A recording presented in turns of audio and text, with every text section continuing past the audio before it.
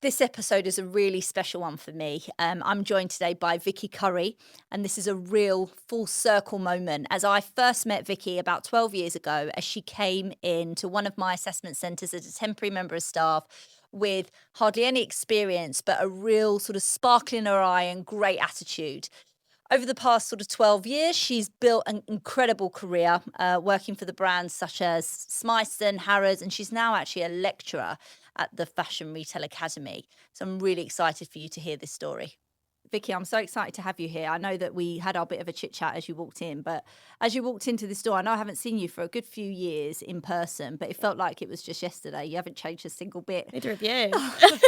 So, I mean, this is a real full circle moment, I think, for me, especially because if I remember correctly, we're talking what, 10, 12 years ago? Yeah, like at least probably like 12. Must 12 be 12, years maybe ago more. Yeah. that we originally met, and you came to one of my temp assessment centres. Yeah. And that was your first sort of toe dip into the world of retail. So now you've had this phenomenal career, what we're going to talk about today, which I'm so excited to dive into. And, you know, you've since become a wife, a mum, now a lecturer. I know. I mean, wow. What's going on? Exactly. So I always like to start right at the beginning. How did this all start? Take me right back. Yeah. And let's start from the very beginning. Okay. Yeah, it was, meeting you 12 whatever years ago it was the beginning of luxury for me, like the beginning of luxury retail. And I remember you were so inspiring, actually, of like really making me hungry for it, really instilling like that you've got to go for it and take these opportunities. And I did, I just jumped. Oh. And then from then on, I like sort of went through all the different ladders through retail, really, didn't I? Did you ever imagine at that point, though, that this is where you'd end up?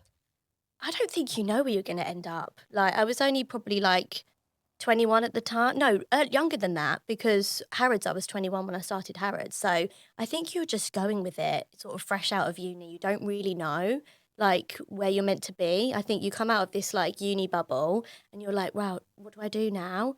And you're just kind of taking the opportunities that come. So I don't think you imagine when you're that young where you're going to be at this age, if that makes sense. You're not really sure where you're going to be. So what was temping like for you? You came to the assessment centre not really knowing what you wanted to do, not really sure where it was going to take you. Yeah. And not really having a plan. Yeah. And like most people that I speak to, retail isn't really their first sort of main, goal, if you like, but they end up in it or they fall into it. And that happened with me, it happened with you. Yeah. But what did temping do to you that really changed your whole perception of the retail industry? So for me, I think it was energy. Like, I had worked previously. So when I was like 15, 16, I worked in a shop on my local high street. It was one of those shops where it sells a bit of everything, one of those classic sort of high street shops. And I was working on there on a Saturday, and I used to really enjoy that, bit of cash in hand, And then I found myself in Next from there. So I had this basis of retail, but from a very small scale. I was just a little part at the weekends kind of thing, but I loved it. I loved the buzz. But I always knew I wanted to be in fashion. So like fashion from a young age, I knew that was for me. When I was very young, I thought I wanted to be a designer, and I was very humbled very quickly when I went to college about how I could not pattern cut to save my life. I was like, I am really bad at this. Need to pivot. But obviously finding my feet in the more sort of like promotional side, business side of it was where my strengths lie. But I knew I wanted to be in luxury. I knew I wanted to be in fashion. When I thought of fashion, I thought about the big brands, and I thought, how am I going to get there? I need to go and work in them shops. I need to be on Bond Street. I need to be finding my way in somehow. So that's when I went to temp through that agency, through that group situation that we did. And then I just absolutely fell in love with being on the shop floor on Bond Street. I just loved the energy, the people, the diversity, how we like the targets that we had to reach. I was really high energy, so it really suited me at the time and age of where I was in my life. And obviously I loved being in London and meeting all these people and going out after work, and I just loved the energy of it, the temping. What was the first brand? Smyson. It was, that's right, I remember. Smyson. I loved it. That was at the Christmas period, so Yes. you went in right in the peak of everything, Yes. thrown right in the deep end. Yeah, I think I started in like the November, and I think the contract was for like 6 weeks, and ended up staying there for 7 months because I was good. Yeah, you were Yeah. very good. I knew it from the minute I met you, You actually, did. which is why we've still got this relationship now. Yeah. So from there, what happened? So I loved it there. I learned so much about like the core fundamentals of luxury retail, service, and I never really knew what that meant before, that going above and beyond. But we had like amazing sales associates who would just make it look so easy to sell these croc jewelry boxes and like these python bags, and I just watched and I learned. And I think that was the best thing about Smyson for me. It was just I was a sponge, and I just watched all these amazing sales happen. I watched how the operations happened. I watched the passion that all of them had for the product, and I could tell you all the leathers now for all the different bag collections. It was so drummed into me. So I think I was just really, I enjoyed that infectiousness of the floor, you know? Yeah, I think that anyone listening to this that's going in now as a temporary member of staff, perhaps their first opportunity in luxury, I think will really take from that. Because if I could give any advice, and I think you'd probably say the same thing, that's exactly what you need to do, is to go in there and be a sponge. You've got the opportunity to work amongst these fantastic people that have got the experience, learn from them. And I think that's actually something that I would have said all of those years ago, because I'm still saying it now to this day. I'm still drumming on. Oh yeah, I remember being in that assessment room with you, and you literally showed me to the box where there was a black jacket I could borrow for the interview. I had nothing like luxury like that, and I went in the black jacket from the box to the interview. Do you know what? I don't remember that, but it is definitely something I've done, and I would have definitely done that. And we still do it now, to be honest with you. Because when you see something in someone, like what I saw in you, and I see it in great people today, still to this day, when we're running assessment centres here, you think, why am I going to, allow this person to jeopardise their opportunity because they don't have the tools? I can give you that. It's the attitude you can't teach someone. 100%. And that's why to this day we still recruit based on attitude. Because, we end up with people like you. So I'm so excited to then move on now, because that was your first sort of opportunity to really experience the world of luxury, right? So that gave you this real kick to think, right, this is where I want to be. So what happened? How did you then transition from your opportunity, which started off as a temporary role, essentially at Smyson?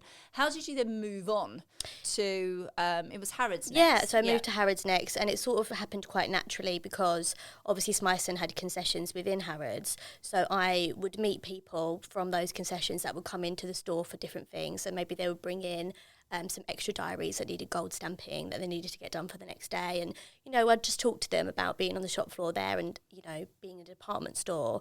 And I kind of felt like that's where I wanted to go next. Obviously, my time was coming to a natural end. I was a temp at Smyson, even though it kept getting extended, there was going to be an end, So I just started applying for jobs at Harrods and just having a look at what was out there. And honestly, I applied for anything because Smyson was my key. It unlocked the door that I had some luxury experience and I knew what I was doing. And then I had a great store manager who obviously was happy to be a reference for me. So that really helped me with getting a job in Harrods. So I went to a big assessment centre at Harrods as well, where they kind of interviewed you generally, and then they would place you depending on what vacancies they had.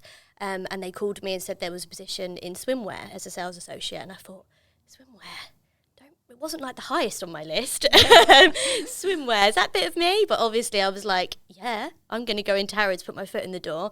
Little did I know that was going to become one of my favourite departments and the department that I would go on to be sales manager in, swimwear and lingerie. So I didn't know what was waiting for me. I remember walking through that concession when you were working there, and always seeing you when I was doing my walks around and us having our little chats on the shop floor. Yeah. And, it was so nice to see how you'd evolved, even from, in that short space of time. Yeah. That was really lovely for me to watch. So from there, you became the sales manager. That was quite quick, Vicky. Very, very quick. It was quick. What do you think was different about you that got you to that point so quickly? I think my hunger and like my attitude for it. I remember my first week of getting on the shop floor in swimwear, and all the lovely ladies, a lot of them that still work there in swimwear and I still go and see. I was like, I want to be a manager. Like, I want to be a manager here. And they were like, okay, this girl's got a lot of ambition. And one of them introduced me to my sales manager at the time, Hayley Embry. He was probably one of my first sort of really big, mentors for me. And they said, oh, this is Vicky. She's just started. She wants to be a manager. And I remember her looking at me being like, do you? Have you got what it takes? You know how it is in there. Yes. And I thought, yeah, I do. And I had that like hunger to do it. So any task, any opportunity, I'd put my hand up. Me, I'll do it. I'll give it a go. Well, even when you came in today and we spoke about a couple of the people that you know and I know, within the industry, these are big names that have really built fantastic careers. So you clearly did something different to network and, to build your own name within Harrods. And that's a big deal because obviously it's humongous. There's millions of people that work there. I won't say millions, but there's so many people that work there. Yes. But there's some real key people that are the difference and make the difference. And it's amazing how, you were at the time a very small fish in a very, very big pond that you managed to do that. So what was it about you that you sort of did differently to network and get yourself known? Because when you made that decision to become a manager, there was still a little route that you had to go down. So what did you do? When was that turning point that thought, right, okay, I know I can do this. It's not just a case of me talking about it. I can do it. I think throughout Harrods, one of the things I sort of got known for was this kind of no nonsense, if you like. You didn't just talk the talk, I used to walk the walk. And sometimes I would just walk the walk and not talk the talk, if that makes sense. So what I did showed them the work for me. I would, I became a bit of a natural leader within my team, even without having that position. They used to see that people would follow me or want to support me on what I'm doing. I'd come up with innovative ideas around how we could be better. I'd build a close relationship with my assistant manager and we became a duo, even though I wasn't an assistant manager. So I think just naturally nestling myself within the situations and the people who had influence is what got me on the same table as them. Yeah, I think that there's really something to be said about that, and it keeps me going back to what I always say is attitude. Yeah. And having that attitude really is going to be the tool to get you where you want to go. Yeah. Looking back, what do you think that retail gave you that you didn't expect? I would say it gave me such an understanding for people who were different to me. And I really didn't expect that. I think when you're in education, you're around similar-minded people. We were doing similar courses and there's a lot of similarities when you're younger. And being thrown into Harrods, it's such a diverse mixing pot of people, ages, backgrounds, where you come from, values. And it was so eye-opening to me how everybody could see the same thing so differently.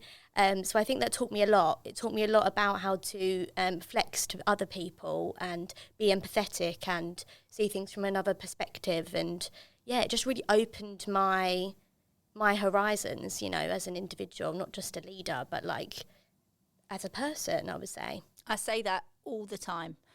In retail, I mean, look, I'm an advocate for it, as are you, and we're going to really dive into that. But I think that retail is a bit of a rite of passage for anybody because I think that you have that opportunity, as you mentioned now, to meet so many different people and you're forced to work with people that you wouldn't necessarily mix with in your everyday life. And to be able to adapt so well can set you up for anything, really, which I think is amazing. I think I'd like to move on to, how you really... I would say chosen. I don't know if you're going to, correct me on that. But when lockdown happened, there was this whole big, drama around Harrods. Yeah. Huge amount of redundancies. Yes. But you were chosen to go into the outlet and to open that, which was a huge focus. It's the first time Harrods had ever done anything like that before. Yep. What was that process like? And how did you feel about doing that? And how did you execute it, really? Yeah, so I think I had so much experience across Harrods, across fashion and shoes by then, on so many different levels. I think they were looking for people that could be dynamic and be thrown into a new situation. And I was chosen. I was really lucky to be in the first sort of cohort of sales managers that went there and stayed there to open it.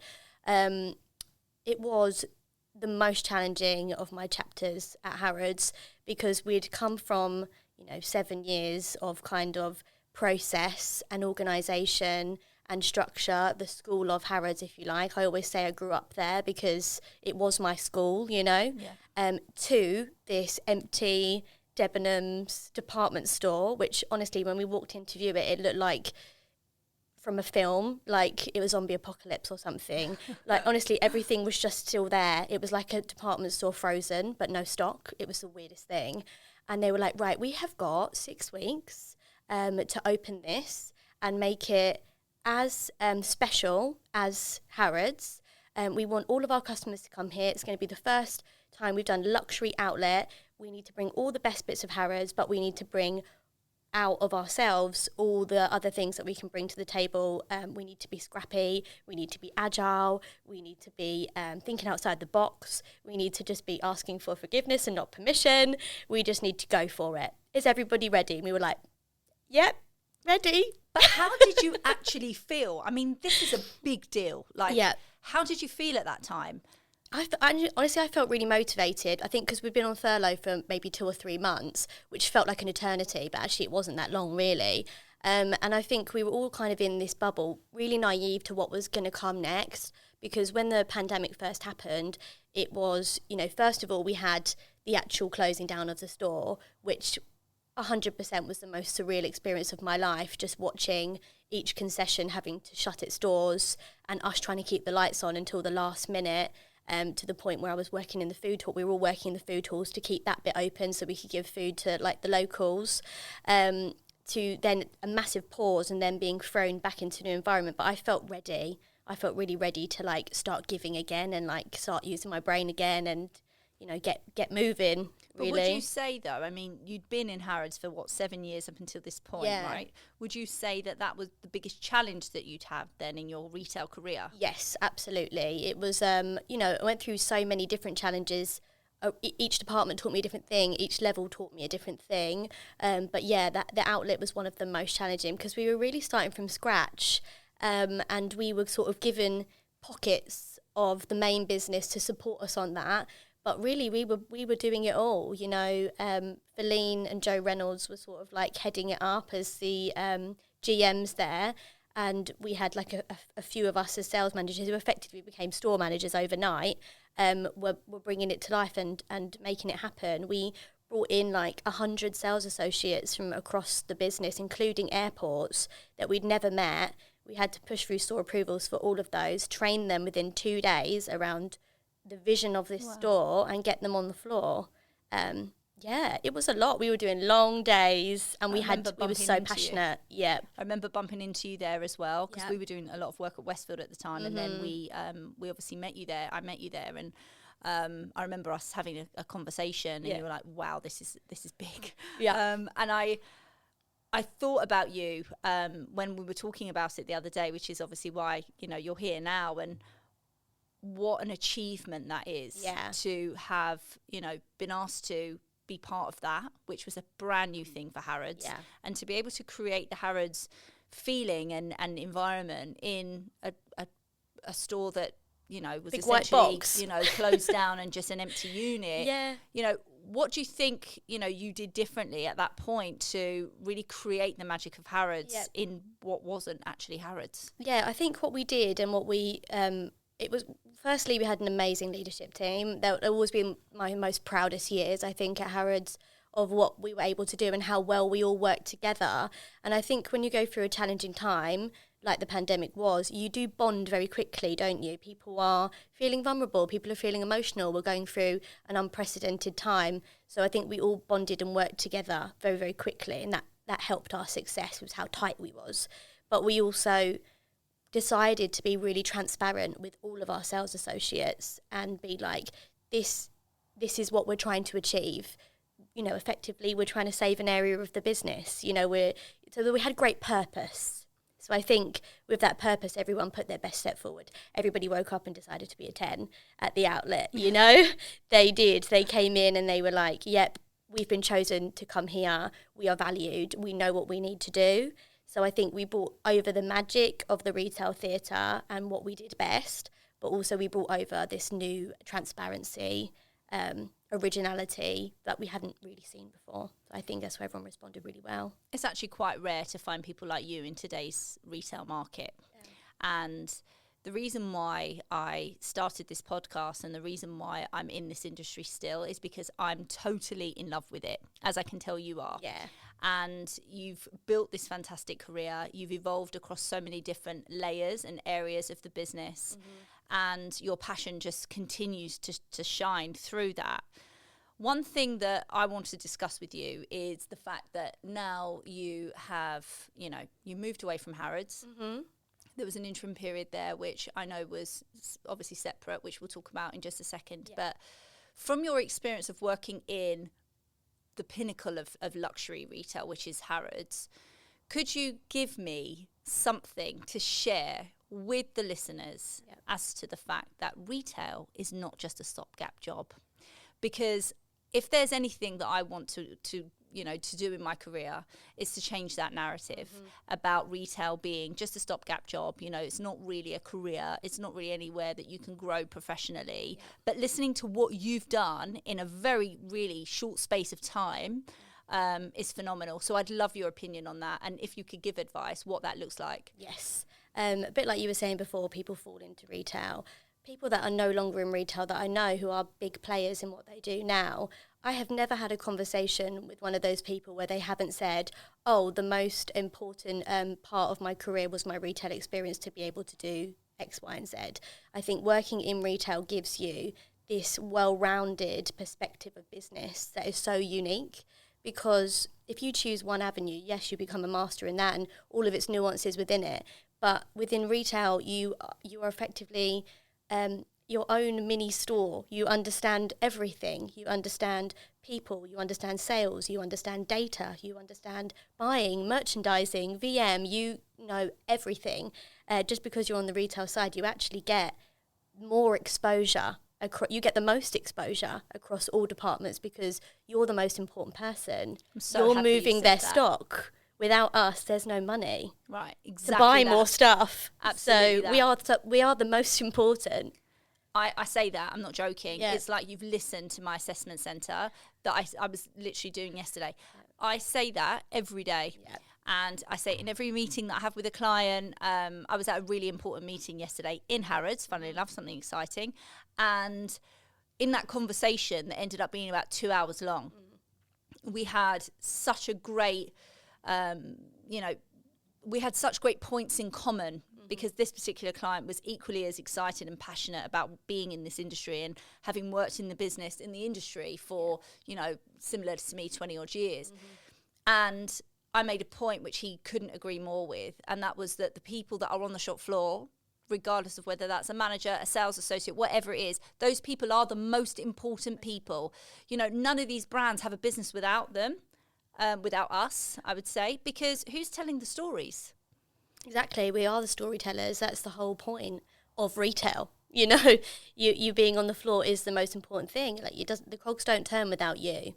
You can have this stock sitting there, you can do all the other things, you can look at all your levels, you can, do all this stuff. But if you've not got the people to make the magic and sell it, you've not got business. Absolutely not. And that's why I think, just bringing this little bit back into what we do, obviously recruitment, I think that's why that is so important, to find the right people to tell the story. Yes. Because if you don't have those right people, it doesn't matter, you can have the best product in the world. That's it. It just won't get shifted. And you have to love that all the way through. So every level that I've done, you have to, and this is again something that really stood me in good stead when I grew through Harrods, have the ability, doesn't matter what level you get to jump on that till and know what you're doing, or jump in the fitting room and know what you're doing. You have to do both all the time. I'd come out of a huge meeting with Dior or something like that about strategy for the upcoming sale, but then I can see when I'm walking through collections that something's not going well,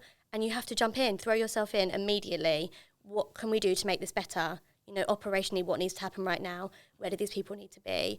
Are these customers getting the best experience right now? Put down your papers and get on the till. So, you left Harrods. Yes. What happened there? Why? You seem so in love with it. I know, and I loved it so much, and I still do, and it'll always be a huge part of my life. I think, like everyone always says that, once you're a Herodian, you're always a Herodian, and it's so true. It's so different now from when I was there. It moves on quickly. We are sort of like a slice of time at Harrods. It evolves quickly, and I had that slice, But it came to a natural end. The pandemic, even though we did an amazing project with the outlet, restructure had to happen. And my role wasn't really there in the same capacity anymore. And the level that I'd got myself to wasn't required in the new strategy going forward, because they had to strip back so much. They had to rewrite all the management levels, and I wasn't fitting into that box. And I thought this is a natural time for me to go. But on a positive note, going into the outlet taught me that there is a life outside of the Terracotta Palace. And actually all the things I'd learned, I can go and do other things. I've just proven that I can do it somewhere completely different. So I think it was a mix of, it was naturally the time, and then also I was ready for something else, to challenge myself in a different way. And for me, I think the pandemic shone a light on online, tech, digital, all things that I was not proficient in.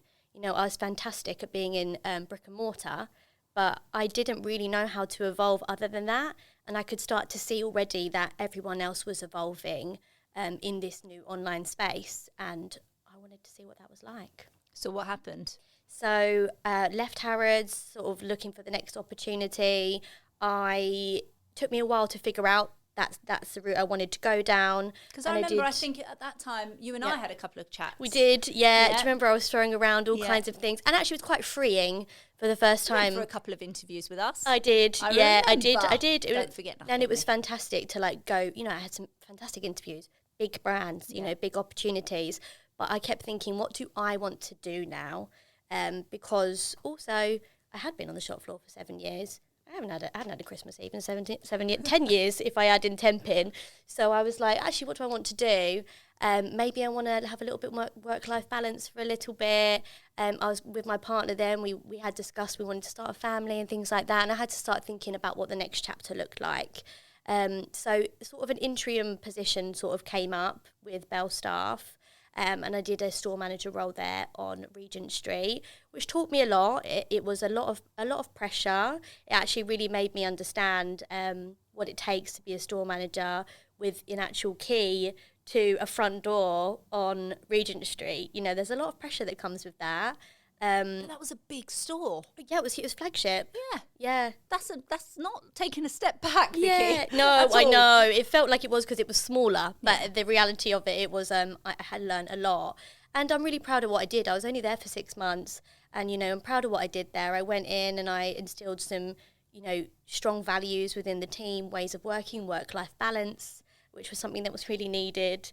And also a lot of operational challenges I was supported with, you know, stock takes, which by then was my bread and butter, you know. So, yeah, I did what I needed to do there. But to be honest, it cemented the fact with me that I was ready to do something different. And then I was on LinkedIn one day. I saw the opportunity for Stitch Fix come up, and I just literally clicked and applied.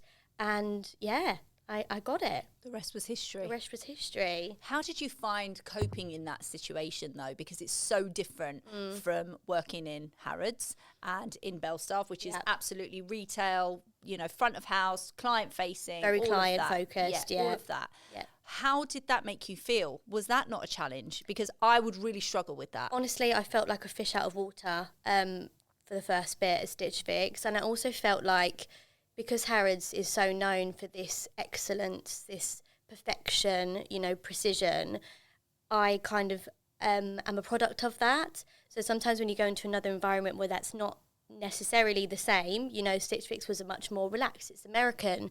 It's more of a flat culture. You know, there isn't that hierarchy. You know, it was more dip in, dip out, casual, online, Slack this, Zoom that, you know, and I was like, what is going on? I do not know how to work in this environment. But you adapt. You have the skills to do it. Everything that we learn in retail is transferable. That's another amazing thing about retail. We are so transferable. And actually I grew to really love it. I worked at home a lot. I went into the office one day a week, and I think the time that I was there was what I needed a little bit for realigning. But the biggest thing I took away from Stitch Fix was all the exposure I got to tech. So sitting with the algorithm teams, you know, the whole system at Stitch Fix was based on algorithmic fashion, and then the stylists would take that specific, breakdown of clothing from the algorithm and put like the real life spin on it and actually, choose what would be possible, how to wear it, how to style it. So I was doing what I always knew, but just in a whole new virtual realm. I need to ask you then, just because I think it will be really beneficial for people listening to this that are on the shop floor now and thinking perhaps to make that transition. Yeah. For the same reasons that you've just described, retail is hard work. Yeah. And, the late nights, the early mornings, it can have a real impact on, just well-being, I would say, even though, if it's in you, it's in you. And it's in me too. But there are a lot of people that love the industry but can't commit to, those late shifts and department store hours, etc. Yeah. I really want to understand, and I think everybody else will really benefit from this. What was your interview process like when you were going to Stitch Fix? Because you hadn't had that experience before. You said to yourself, it was like a fish out of water. Yes. It was a brand new experience. So what was that interview process like for them to realise that you could use your skills and transfer them into this? Yes. My interview process was really thorough at Stitch Fix. I think there was about 3 or 4 rounds. And we had to, there was like an initial one. I had to do a little project pitch, I had a scenario of challenges I had to work through. So I think what they saw in me was my ability to problem solve. And that's probably the main thing that got me in, that I could think outside the box. I had some innovation. I wasn't just a Harrods bot, if you like there was a bit more to me, which probably the outlet gave me. And effectively, it is people management at the end of the day, the role. Even though it was virtual, I am leading a team. I am coaching and mentoring, and effectively, they don't have sales targets in quite the same way, but they had KPIs to meet. So I had all of those transferable skills that they could see I could bring across. And I think, again, transparency, authenticity, and attitudes, they could see that in me. So we've got a common theme going on here. We've got a theme going on. We absolutely have. So now you're in a completely different setting. Yes. Something that I'm so excited to hear. Something that, when I saw that this was now what you were doing, I thought, right, now's the time for us to have this conversation. Because, like I said, we're here to change the narrative. We're here to really inspire and entice people to look at this industry in a completely different way. Yes. And you're really doing that in your role now. Yeah. So please talk to me about your new role, which is at the FRA, so Fashion Retail Academy. We had a very, very brief chat about it before you sat in the chair, but I really want you to talk to me about what that looks like and how you are changing the game, in an educational way now. Yes. So I think, weirdly, moving on to education was so natural. And I think because, especially towards the latter part of my time in Harrods, I was doing so much coaching and mentoring and was quite known for nurturing talent and bringing up the next talent. I always had managers saying, you can't move on until you have a successor. And that always used to stick in my mind. You always need a successor to make sure that what you're leaving behind is running smoothly.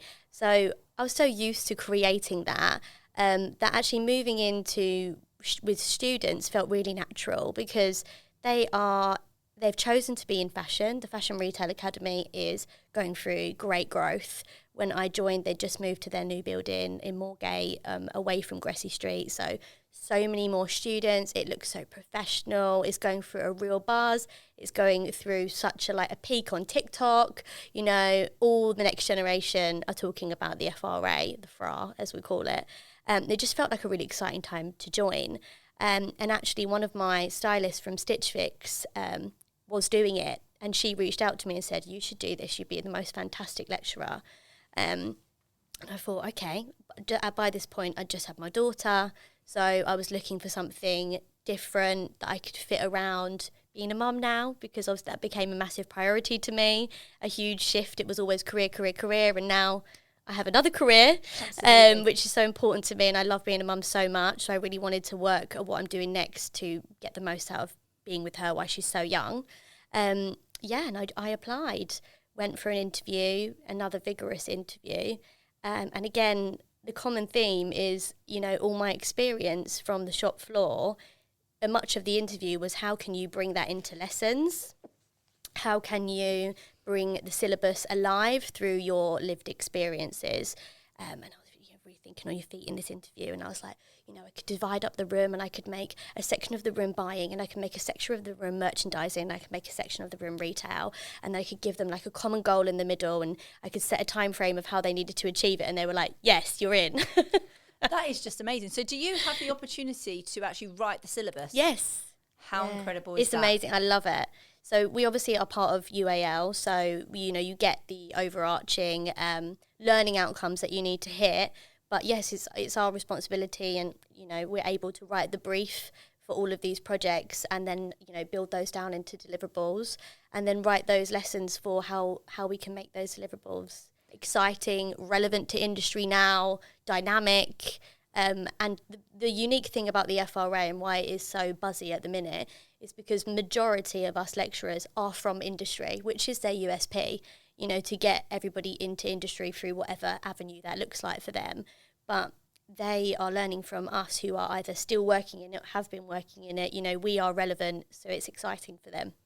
With regards to the students now, Yeah. are there any people that you look at and think, you're a superstar? You're Absolutely. Good. Yeah. And what is it about them that makes them that? I think it's the ones that bring that energy, and they are curious, and they are like seeking to understand themselves. It's a big jump when they come out of school and they choose to go to fashion school. Basically, I teach level 3, so it's sort of equivalent to 3 A levels. So that's from sort of ages 16 to 18, depending on what year I'm teaching. Teaching year 2s at the moment.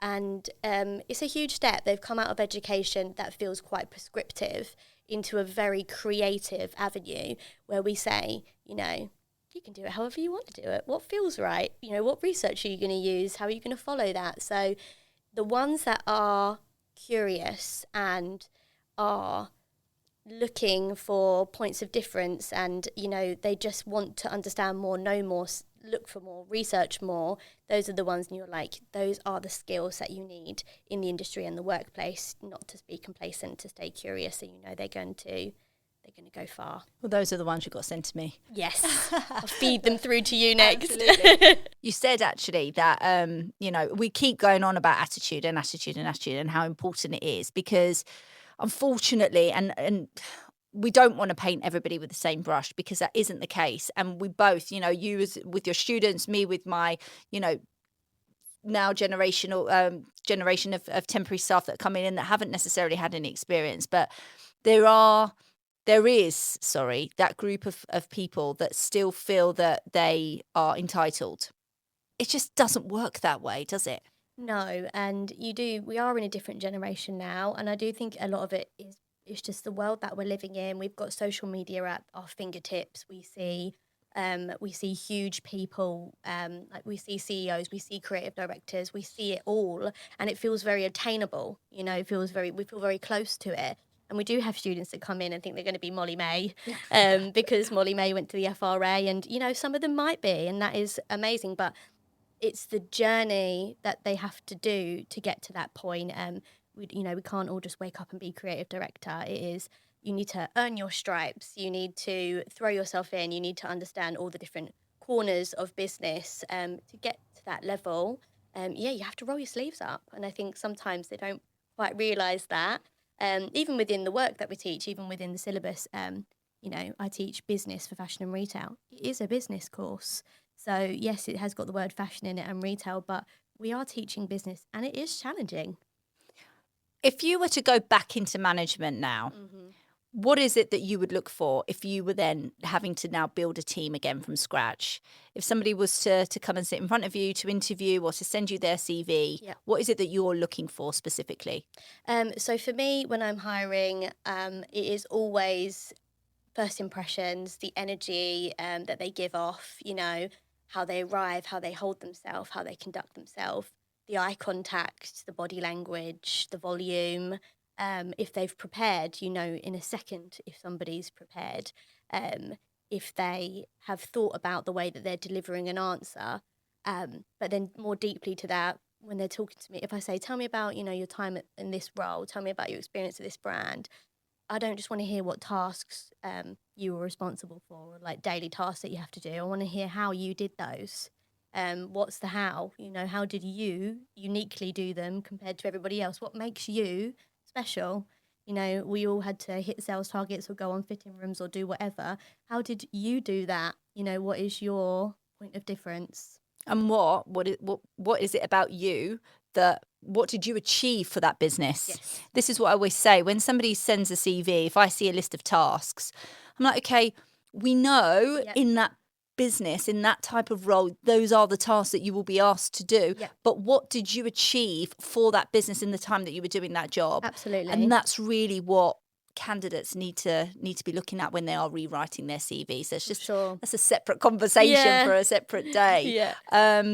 But I think it's really important for candidates or people, anybody that's listening to this, that's thinking about perhaps their next move or thinking about this as a real career journey, what it really takes to be successful and to be, somebody like you in the future. And it is all about the attitude. Yes. Attitude, authenticity, you know, drive, positivity, all of those things you can't teach. That's magic. You know, you can put you anywhere.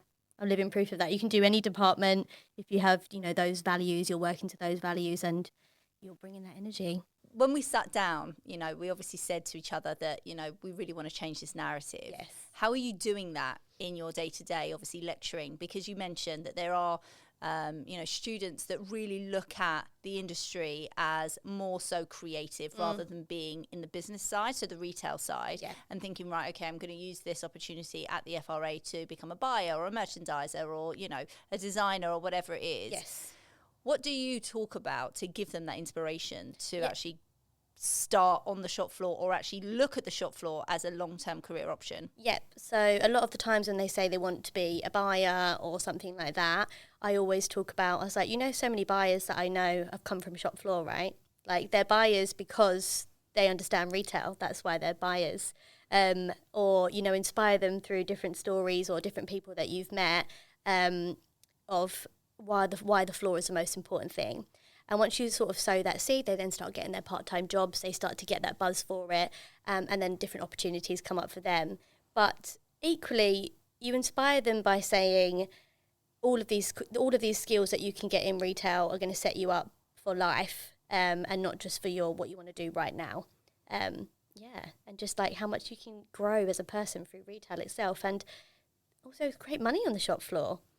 Commission, I think that gets overlooked. You want to go and be a buyer and start like 19K a year or something like that. Get on the floor, get 1% commission, get your bonus. You're going to get a lot more money, girl. I say this all the time. I say, look, don't you realise what money there is to be earned in retail? Yes. I'm placing people in big roles. We're talking like in excess of £100,000 salaries that are in retail, on the shop floor. Yes. So we really need to open the eyes of these students now that are not really taking this seriously to think, right, okay, what am I about? Do I want to do what I love and earn money and build a fantastic career, work for an amazing brand, learn everything there is to know about business and sales, and earn a lot of money at the same time? 100%. And also just the exposure that you get on the retail side is something I talk about quite a lot too. I think sometimes they have this glamorous perception of being a buyer, that it's going to be a really glamorous life, and they're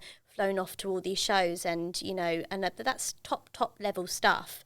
Whereas actually in retail, you get a lot more of the exposure because you become the face of the brand to your clients. So actually you're going to more events, you're doing more exciting stuff. I learned a lot of that when I was doing concessions at Harrods, and I had, Louise Powell's my manager, and we had such an amazing time where I would go to all of these events with her, different store openings, because we were the face of that, whereas like you don't see the buyers, you don't see the buyers clerks, and nothing against buyers clerks, but we get from the floor perspective, you are the brand. Absolutely. People buy from people. People buy from people. That's it. So with everything that you've done, okay, you've brought it all together from working on the shop floor, being a temp, being a manager, leading a huge, massive project for Harrods, which is something that they hadn't done before, to then going to Stitch Fix, doing something completely different within digital, to now being a lecturer. No. What's next for Vicky? So I think Obviously, still being a mum is a big focus for me at the moment while she's so young. But next to me, I'm really starting to feel reignited of how I can grow in this educational sector. I am also a accredited coach. I did like a coaching qualifications while I was on mat leave, because I knew people for me the most important thing. So I'd love to start coaching more and independently, and supporting people through different career journeys or different roadblocks that they encounter, supporting through navigating your career in luxury fashion. Because as we know, a career in luxury fashion doesn't just go on an upwards trajectory. It is a meandering road of highs and lows and knockbacks, and you need resilience, and we take opportunities and we don't take others. And I think there's a real space for coaching and mentoring within that, navigating the kind of details that go into a career like that. So I'd like to do more of that. Amazing. I think, you know what, I couldn't agree with you more with what you were saying, because in this industry, in any industry, having somebody to really help guide you, and for you to really have somebody to help you understand that maybe a move isn't the best step upwards, but actually taking that sideward step is the best thing you can do for what you want your real outcome to be. Totally. I honestly, it feels really surreal, the fact that I'm actually having you on the podcast, going back all those years to when we first met, and really seeing that sparkle in your eye. I it's all you, but I feel really proud actually of what you've done, and how you've got to this incredible point in your career, and you've managed to find a way to keep that real retail and that passion in you, while still focusing on being a mum. I know how hard that is. So I'm incredibly happy for you, and I can't thank you enough for coming to share your story today. And I just hope that we get the opportunity together to change the narrative. Yeah, absolutely. I feel like it's such an amazing point that I've arrived at now. I absolutely love supporting the next generation that go through. And I'm sure we'll continue to see each other and work with each other in all kinds of different ways. So it's been so lovely to be here. Thank you. Thank you so much.